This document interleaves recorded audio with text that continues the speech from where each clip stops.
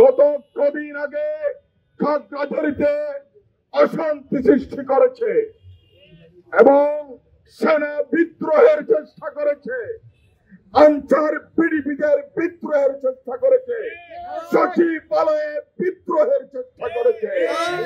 সর্বশেষ পরিকল্পিতভাবে উগ্র জঙ্গি হিন্দু সংগঠন ইসকনকে দিয়ে আমাদের হেফাজত ইসলাম বাংলাদেশের গাজীপুরের সিনিয়র ইমাম, হেফাজত ইসলাম বাংলাদেশের সিনিয়র নেতা মাওলানা মহিবুল্লাহ সাহেবকে ফজরের নামাজের পর অপহরণ করে ভারতীয় সীমান্তে 5 দিন পর আমরা মুমূর্ষ অবস্থায় উদ্ধার করেছি। আমরা হেফাজত ইসলামের পক্ষ থেকে এটার তীব্র নিন্দা জ্ঞাপন করছি। এই দেশ মুসলিম সাম্প্রদায়িক সম্প্রীতির এই দেশ, কিন্তু তা বিনষ্ট করার জন্য গত পতিত স্বৈরাচারের আমল থেকে শুরু করে আমাদের মুসলমানদের বাচ্চাদেরকে জোর করে তারা প্রসাদ খাওয়াইছে।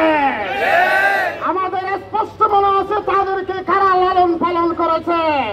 তারা যেভাবে চাচা পিটা হয়ে এই দেশ থেকে চলে যাওয়ার দায়িত্ব বাধ্য হয়েছে, ইসলামের পক্ষে যারা দালালি করবে তাদের বিরুদ্ধে আমাদের অবস্থান থাকবে ইনশাআল্লাহ। এখনো বিভিন্ন এজেন্সিরা বিভিন্নভাবে মেন্টালি টর্চারিং করা হচ্ছে, তারা অনেক ব্যস্ত। কি করতে চাচ্ছেন? হেফাজত ইসলাম কোনো বাসি আসা নাই।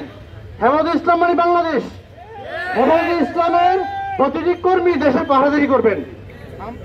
আপনারা সকলে জানেন হিন্দু ভাইরা আমাদের ভাই, তারা সংখ্যালঘিষ্ঠ আমরা বলি না, তাদের সমস্ত কিছু আমাদের হাতে আল্লাহর বিধান মতে নিরাপত্তা দেওয়ার বিধান দেওয়া হয়েছে।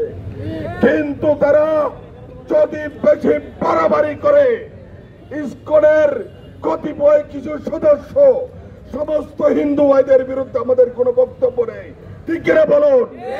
যারা উগ্রবাদ করবে, যারা বাংলাদেশের বর্তমান স্থিতিশীলতাকে বিপন্ন করতে চাইবে, তাদের বিরুদ্ধে হেফাজতের পক্ষ থেকে লড়াই ঘোষণা করছি, লড়াই ঘোষণা করছি।